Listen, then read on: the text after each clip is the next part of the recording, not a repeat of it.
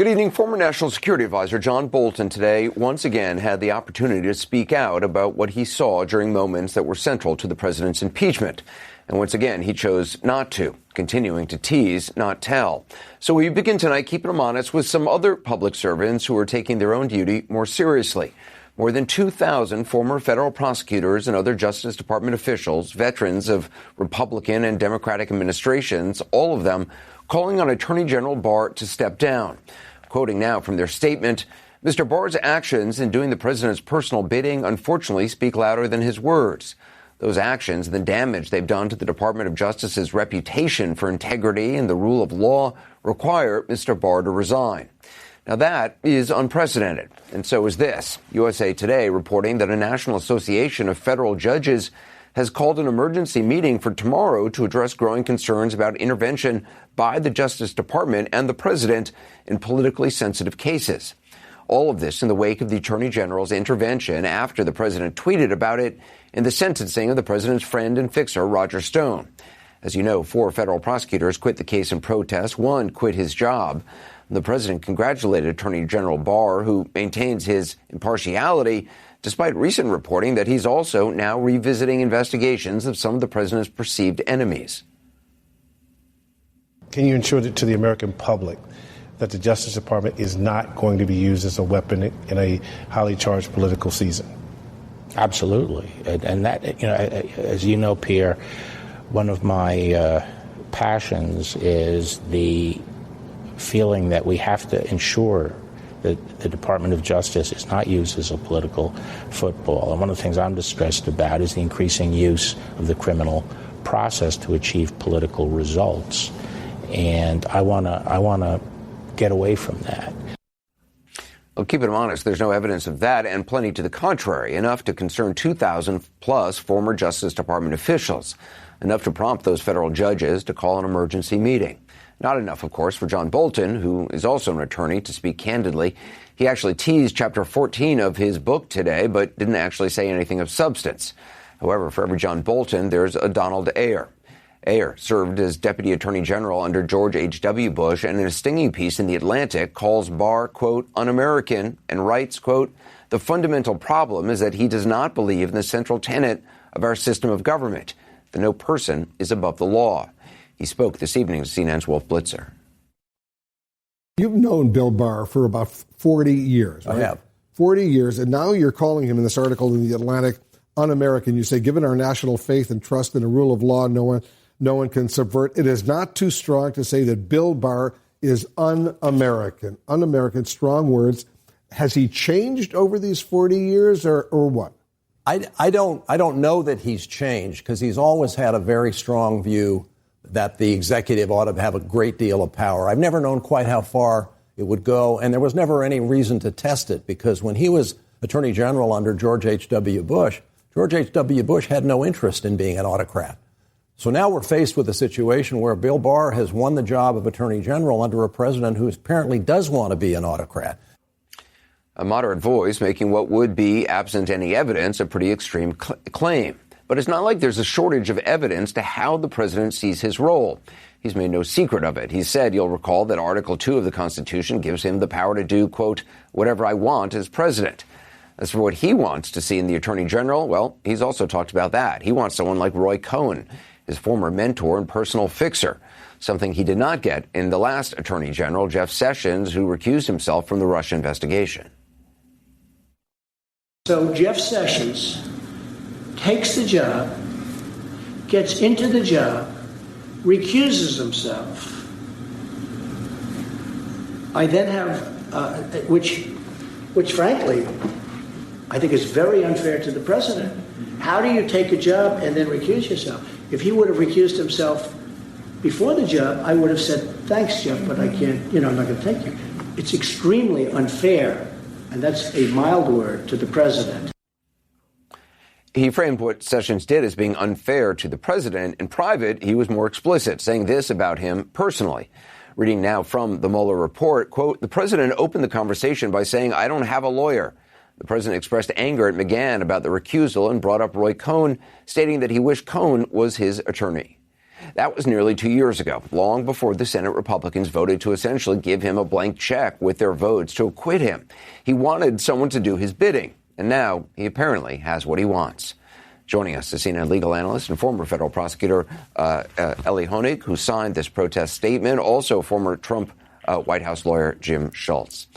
Elie, you say you didn't sign this letter lightly. What for you made you sign it? Yeah, Anderson, I don't sign letters like this lightly. So the best part about being a federal prosecutor is you get to just do your job. All you're about is the facts, the law, and doing what's right. And politics plays no part in that. And that, to me, is the central tenet of the Department of Justice. It's all about two things: having your credibility and being independent. And I think over the last year, when he's been in office, Bill Barr has done serious, irreparable damage to those two things: the credibility and the independence of himself and the Justice Department. He's gone too far. Justice Department needs to stand apart and be independent. That's why I signed the letter.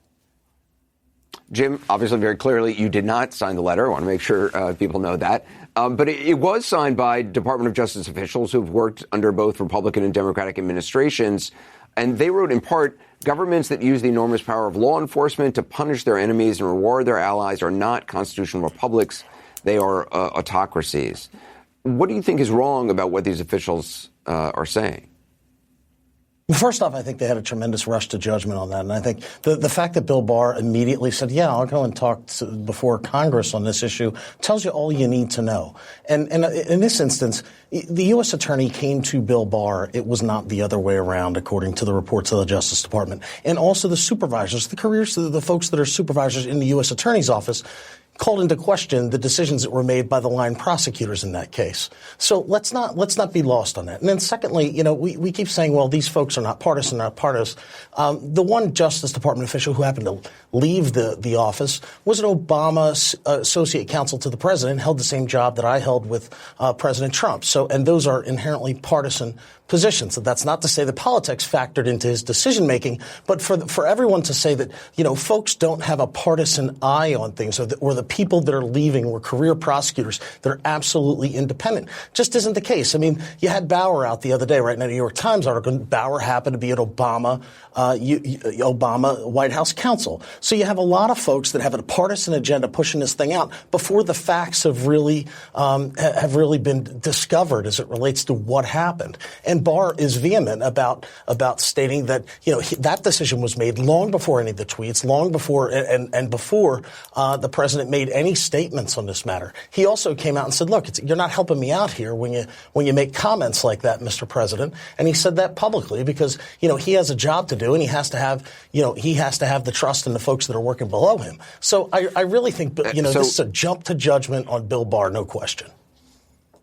Elie, what about that? Yeah, Anderson, first of all, this is not 2,000 Democrats who signed this letter. This is 2,000 former prosecutors who are aligned with both parties, who served under both parties. I served more time under Republican than Democrat. But this is no rush to judgment. Bill Barr Are you a Republican or a Democrat? Bill Barr has been in office for let him finish. A full year. And let's look at the track record here. First of all, he misstated, he distorted Robert Mueller's findings. He tried to keep the whistleblower's complaint on Ukraine from going to Congress, even though the law is very clear that it had to go to Congress. He declined to even open an investigation of the Ukraine matter when I think any prosecutor worth his salt would at least open an investigation and take a look. And out of the 60,000 plus cases that the Justice Department does every year, what two cases has William Barr and the higher echelons of the Justice Department come into and overruled the trial prosecutors, the line prosecutors? Michael Flynn and Roger Stone. What do those two people have in common? They're both close political allies of Donald Trump. You can't ignore this pattern. It's not all about Roger Stone. Roger Stone was the straw that broke the back, but it's been a full year of abuse from William Barr. Jim, what about that? If there are thousands of prosecutions, isn't it a little suspect that Barr weighs in on those two? It's not uncommon when you have when you have high-profile criminal matters such as this that involve, high-profile issues, political issues. It's frequent that they go. Do you know any other cases he's weighed in on to? Up to the Justice Department. It happens time and time again in prior administrations. And Elie will tell you that's absolutely the case. In this instance, the fact that the U.S. attorney, according to Justice Department reports, reached up as it relates to this case, that tells you all you need to know. But do you know of any other cases that Barr has weighed in on like this? Line prosecutors who were supervisors, disagreed with the decision of the folks on the case that happened to be pretty junior lawyers as it relates to that office.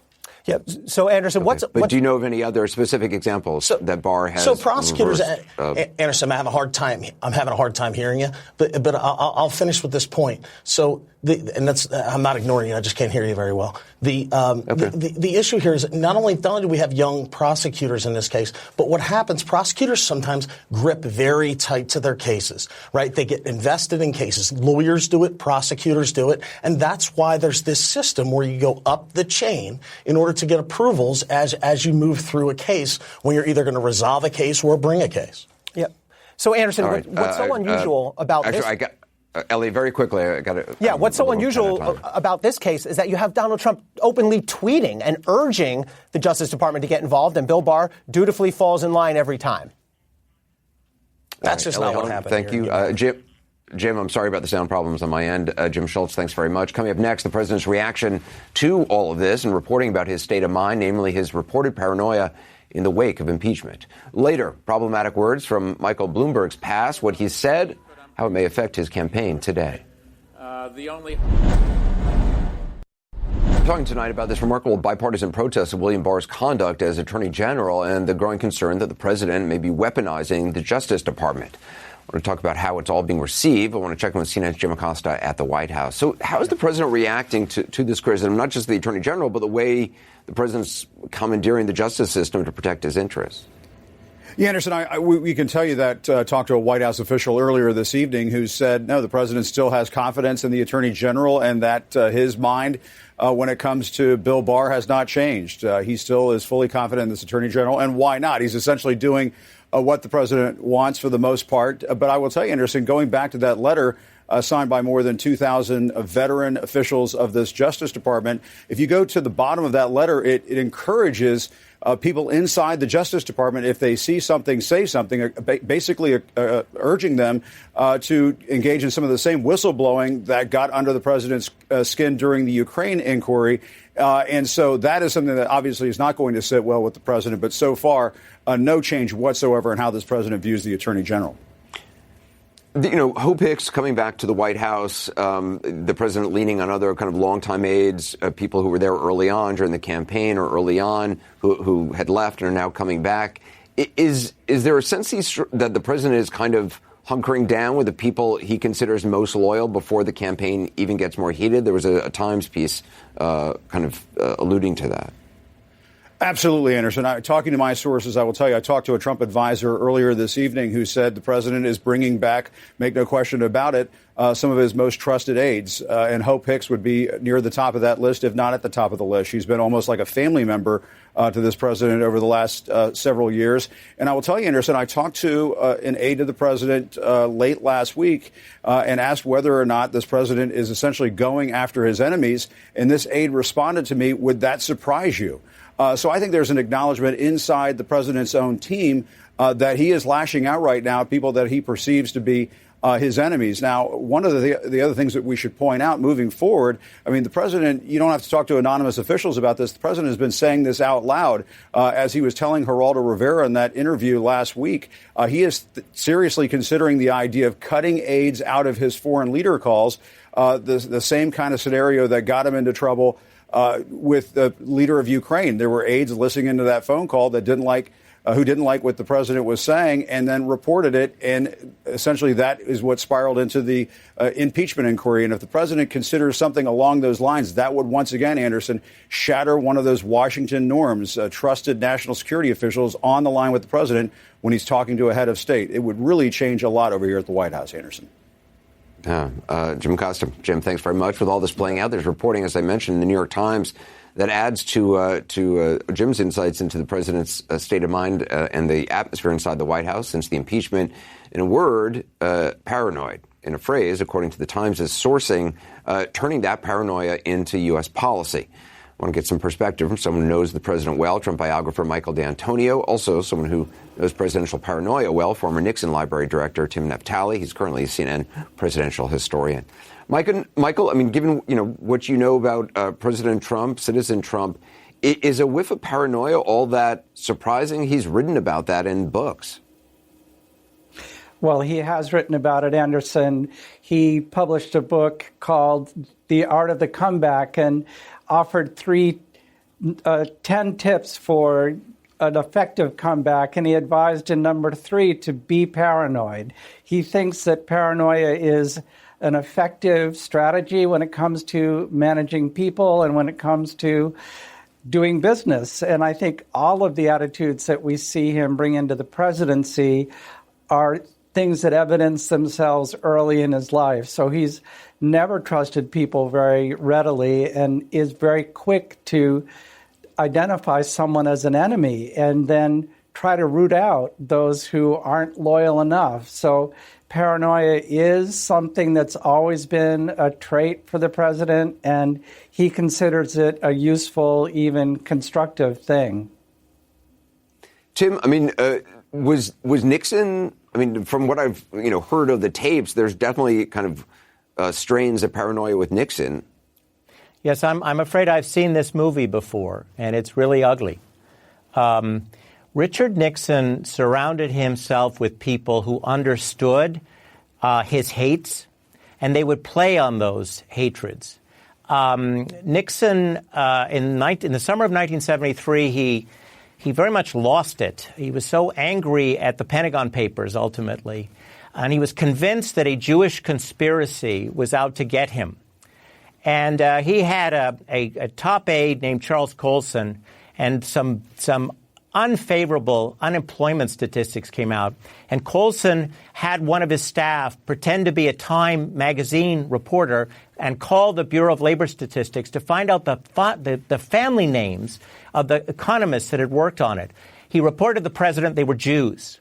And this led President Nixon to demand that he have a list of every Jewish person in the U.S. government, because he said on tape the Jews are not loyal. They are disloyal to the United States. He fulminated, and this led, fortunately, his inner circle did not permit this administrative pogrom to happen, but they did force out a few Jewish Americans from the Bureau of Labor, from the positions they had at the Bureau of Labor Statistics. Now, Nixon's people they've weaponized his hatred and took advantage of the fact that he was a conspiracist. And my fear is that the people around President Trump will play on these issues that they know he hates to trigger him. And as a result, he will use government against the American people the way that Richard Nixon did in 1971 and 72.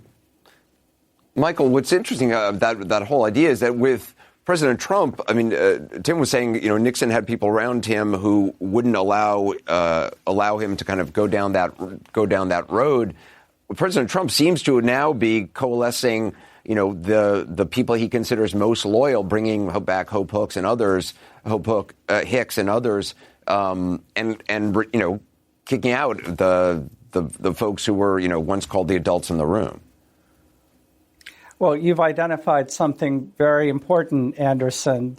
One side effect of the president's paranoia is that he does get rid of a lot of folks who he might be better served keeping.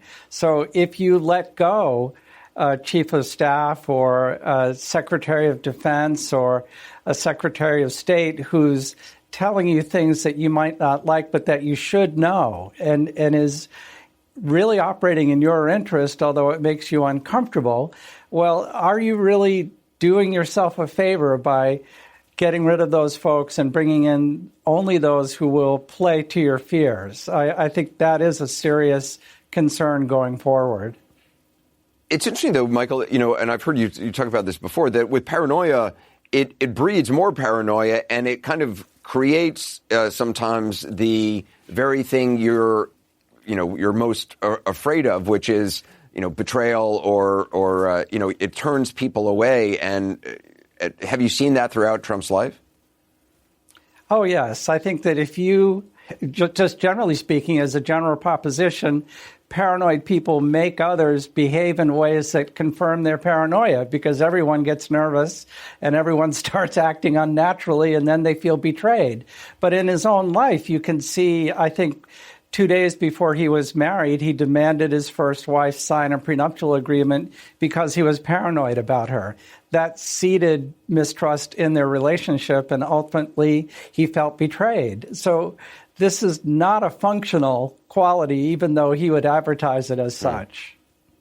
Yeah. Michael D'Antonio, Tim Natale, thanks so much. Appreciate it. Just ahead, Democratic presidential candidate Michael Bloomberg, clearly in the minds of his opponents, as many of them spent the weekend bringing up controversies from his past and some alarming statements from his past. The details when we continue.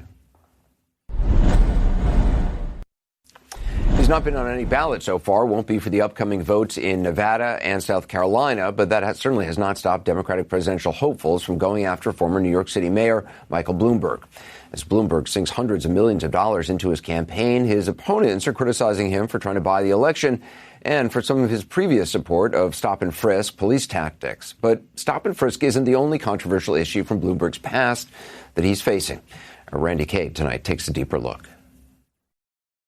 I want you to know that I realized back then I was wrong, and I'm sorry. That was Michael Bloomberg in November last year, offering up a mea culpa for the controversial policing policy he encouraged, known as stop and frisk.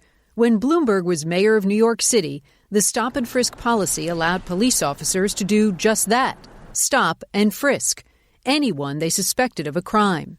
In 2013, an NYPD report showed African American and Latino men were disproportionately targeted. We could and should have acted sooner and acted faster to cut the stops. I wish we had. I'm sorry that we didn't. He may be sorry now, but years ago, Bloomberg was 100% behind stop and frisk. Listen to what he said about targeting minority populations, reportedly during a 2015 speech at the Aspen Institute. And the way to get the guns out of the kids' hands is to throw them against the wall and frisk them. While Bloomberg has issued numerous apologies for stop and frisk, he's also omitted key facts.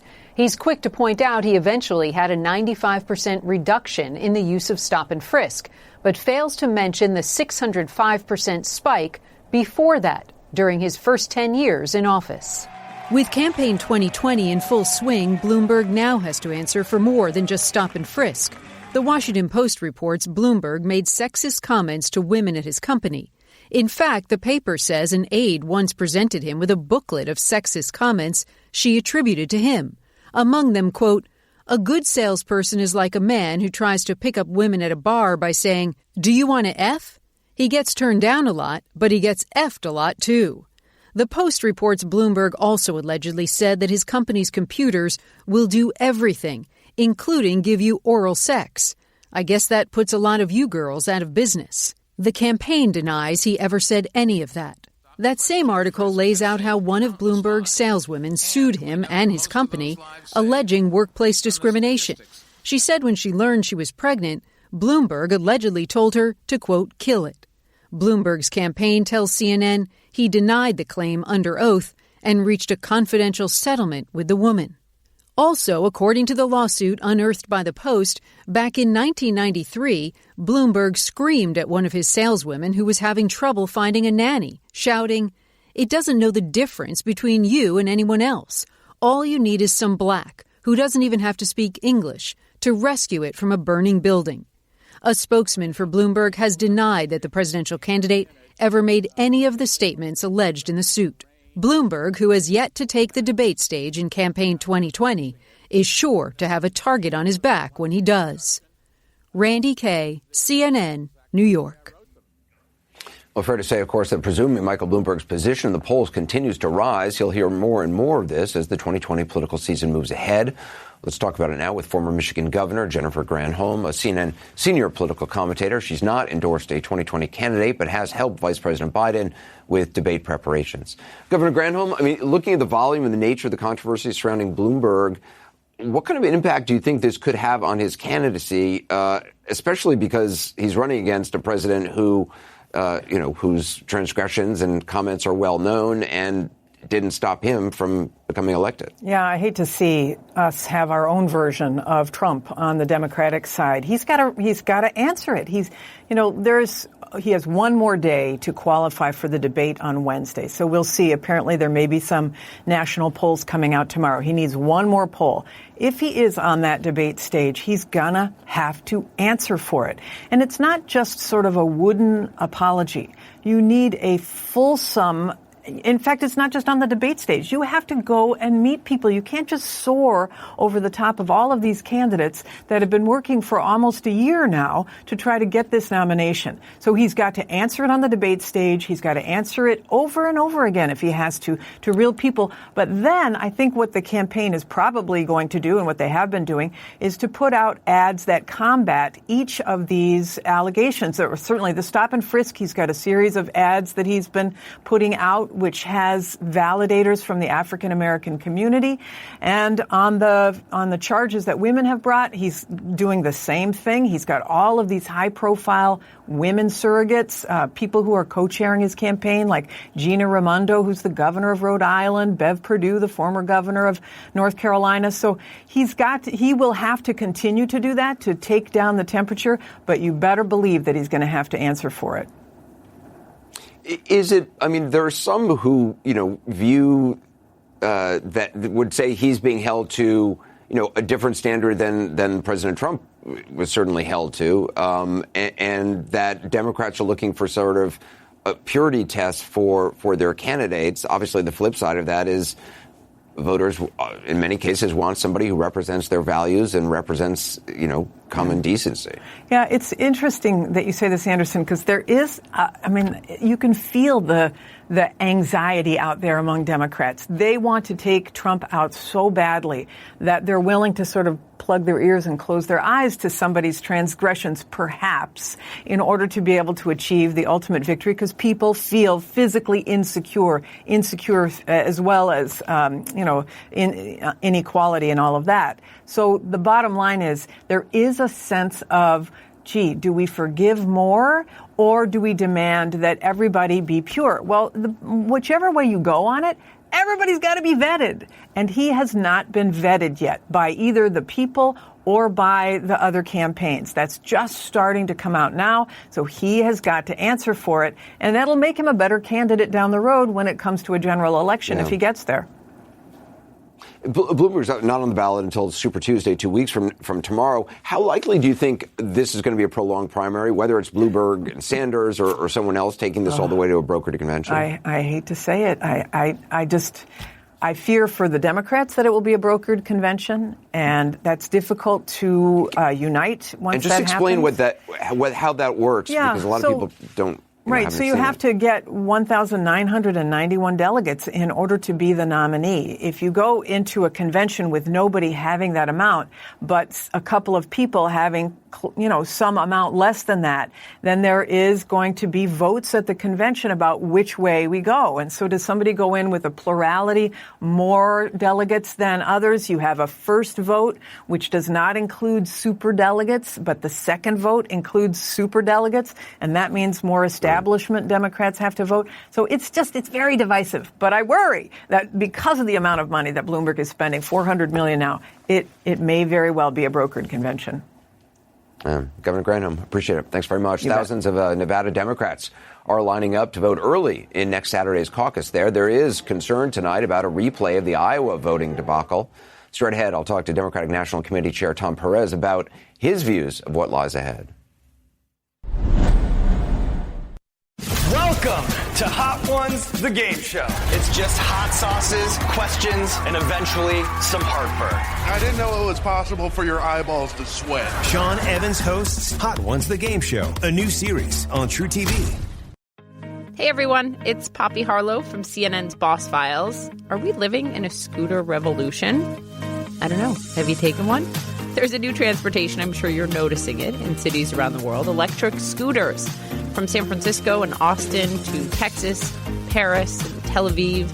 Lime CEO Brad Bow is my latest guest on the podcast. The company has scaled fast, really fast, and we talk about all of it. The lessons learned, the growth, where they go next. So tune in, subscribe to Boss Files today. With the Nevada caucus just days away, some volunteers there are voicing concerns that they may have a replay of the Iowa voting debacle in their own state. at issue worries that volunteers not had enough training on the technology that's going to be used or how the process will actually work. Joining me now is the man who's got all this on his plate and more, Democratic National Committee Chairman Tom Perez. Chairman, thanks for being with us. How concerned are you that volunteers in Nevada are saying, at least some are saying, look, the process is confusing, could be a disaster, according to one of them who talked to Politico? Well, let's look at what's happened over the last 2 days, Anderson. We had 26,000 people participate in early vote. The first day, over half were first-time caucus goers. We've conducted the Nevada Democratic Party has conducted 1,000 trainings in the run-up. I participated in one of them 3 or 4 months ago. Anyone who has concerns, we will reach out to make sure that everybody is ready. We have more training scheduled for this week in the run-up. We've seen lines, but we've seen lines in 2018 and 2016 in general elections. And the lines are a function of the fact that there's a lot of enthusiasm out there for people to participate. There were 84,000 people who participated in the 2016 caucus, and we're already at 26,000 voters here in 2020. And so our job is to make sure that we create a process that is as low-tech as humanly possible while still being efficient. We're using paper ballots. That takes longer. When you have first-time caucus goers, and many of them were first-time caucus goers, that takes longer. We have same-day registration in Nevada, thanks to the leadership of Democrats in Nevada who put forth these reforms that enhance participation. So a lot of people who are going in there are registering to vote for the first time or changing from independent to Democrat because they want to throw Donald Trump out and elect Democrats. That also takes time. And so these are a backup plan? Well, sure. Of course. In case I know originally they were going to use the same app that was such a mess in Iowa. Mm-hmm. That app is not being used. We said that very clearly. There's no app being used to tabulate. That was a problem in Iowa. And again, I think one of the lessons I learned from Iowa is we're redoubling our efforts to make sure that people are ready for Saturday. We've already seen, again, I think some really good results the first 2 days of early vote. I'm looking forward tomorrow. I'm in Arizona now. I'm looking forward to moving from here to Nevada to participate in the last day of early voting tomorrow. And the first day and the last day tend to be the most attended days of early vote in other contexts. And we're going to make sure our goal is to get this right. Obviously, we've learned a lot from Iowa. We've taken those lessons to bear. Again, no app is being used. Again, paper ballots are being used. And so we have the backup system in place. What is it going to? Is Mike Bloomberg, do you think, going to be on that debate stage in Las Vegas? We'll find out in the next couple days. It's my understanding that there are more polls out. The criteria that we set up at the DNC was that you had to have at least 10% in 4 qualifying polls, or 12% in the individual polls in either Nevada, in 2 polls in Nevada and South Carolina. He has not met the threshold yet. There are a couple of days left, and there are more polls. And whoever makes the debate stage will be on the debate stage. I'm looking forward to the debate.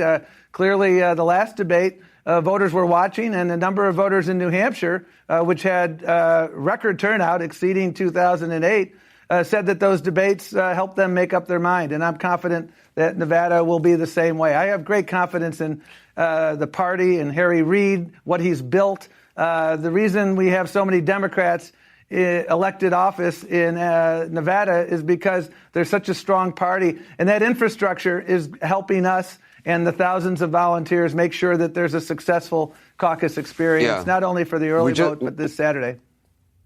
We just talked to Governor Granholm very briefly. Do you think this is going to go all the way to the convention? Do you think it'll be a brokered convention? This is way too early to tell. I actually think we're going to know who our nominee is before the convention. And the reason I feel that is, politics is often a game of momentum. You look at the 92 campaign, this feels somewhat similar to that. We had a number of candidates still in the race. We didn't know after the first 4 states exactly who that nominee would be. And we got one, and we got one on the first ballot. Anyone who is the nominee is well positioned to beat Donald Trump, and that's the key for me. Tom Perez, appreciate your time. Thank you very much. My pleasure. Coming up, a rare look at families racing to escape the war in Syria as the Assad regime tries to crush the last resistance. Arwa Damon shares an emotional story of struggle, mothers and fathers trying to save their remaining children amid the bombs. That's next. Syria's last rebel-held territory is facing new attacks from the Assad regime. The Syrian president today vowed to continue fierce air and ground assaults in the northwest part of the country and to rub his enemies, quote, noses in the dirt. According to the UN, 850,000 civilians have been scrambling to escape the bloodshed since December. Most are women and children. Sina's Arwa Damon is the only Western journalist reporting from inside Syria, meeting some of the families caught in the horror. We want to warn you, her report includes some disturbing images, but we think it's very important for you to see. There is barely enough light to see as we head towards Samia's tent in one of Idlib's sprawling camps. A couple nights ago, temperatures dropped well below zero, and the family didn't have enough to burn. I fed my baby and he went to sleep, Samia tells us, still in shock. At 6:37, the children woke me up screaming. I touched him and he was icy. The doctors told them he froze to death. Her husband walks out before he breaks down. She doesn't have a photograph of Abdel Wahab alive, just this image as they said their final goodbyes. She can't forgive herself. She can't understand how life can be so cruel. Few people here can. We have made multiple trips into Idlib province, none like this. Roads throughout the province are clogged with the traffic of those on the run.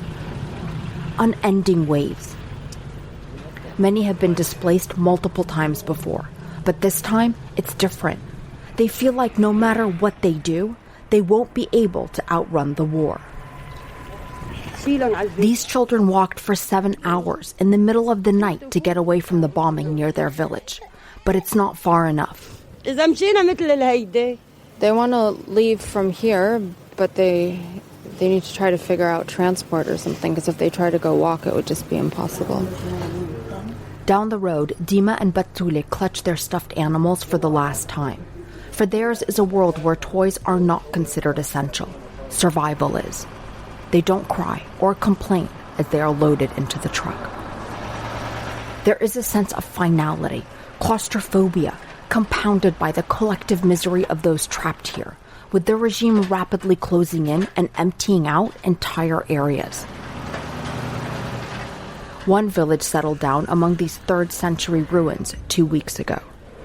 A little boy shows us a picture in his father's phone of the bombing overnight. This is Muhammad, and he's 10, and he said that he was very scared the last night because this entire area, the hillsides all around it, were being bombed. They almost took off walking in the dark. I would rather die than not be able to protect my children, Saifuddin vows. He used to be the village's elementary school director. His tent is considered a palace by this wretched existence's standards. 2 of his kids have fallen over into the stove. Oh, and her face was burnt. His children are too young to know anything but war and hardship. Let Trump get a bit angry and send a couple tomahawks, Saifuddin says, half joking. For those here know too well that in the world's view, they are dispensable. The last 9 years have taught them that. Ubaid's tent is perched on a hilltop, away from the countless other makeshift camps.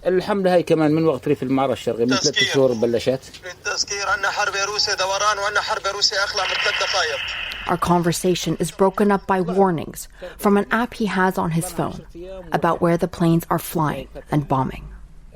His elderly mother lies in the corner. She's been that way ever since they found out that his brother died in a regime prison. And the regime is getting closer.